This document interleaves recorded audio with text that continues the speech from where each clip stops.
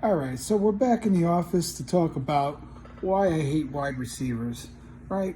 Now, the reason why I hate wide receivers is because even the best wide receivers sometimes just disappear. Case in point, Tyreek Hill this past week. I really generally try to draft as few wide receivers as I possibly can. One of which is usually I try to get an early round stud, and that's what I did in one of my leagues this year, where I was picking number 10, so I took Tyreek Hill at number 10, and that then just kind of try to stack up mid-round RBs and hope that some of them emerge and become RB1s, and then draft some serviceable wide receivers later in the draft. This is a little bit of a different strategy I take when it's a 3 wide receiver league. But in 2 wide receiver leagues, I try to get one good wide receiver and then just a filler for the second one. But I try to fill up my 2 running back spots and my 2 flex spots with as many good running backs as I can on the bench as well.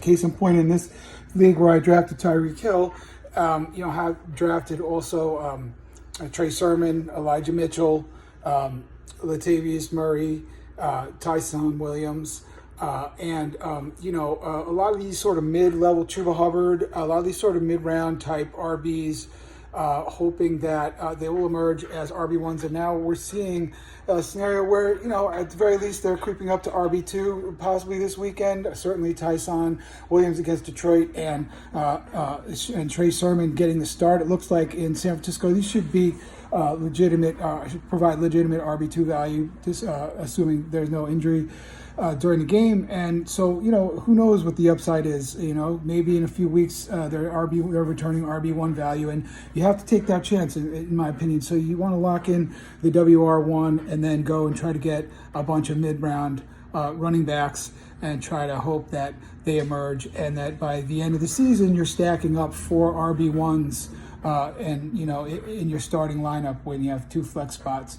And so that's been my strategy. The problem with that is Tyreek Hill, a guy even the best wide receivers, a guy like Tyreek Hill, in my league in which I have him, which is a half PPR league, scored 6.1 points.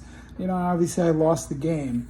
And so if this guy just chooses, if a wide receiver, an early wide receiver just disappears for a week or it's devastating, and it'll get you an L. So I really try to just draft, in my other leagues where I didn't have a late round, first round pick where you're going to be picking a running back in the early round. I did pick Derrick Henry in those leagues, and then did stack up some running backs until about the 4th or 5th round. I forgot, 4th, 5th, 6th round, when Adam Thielen was still there. Very serviceable WR2, and I'll take a guy like that to hold it down for the wide receiver position. And then I'll take a chance with my second wide receiver spot with some upside later in the draft, like a guy like Will Fuller.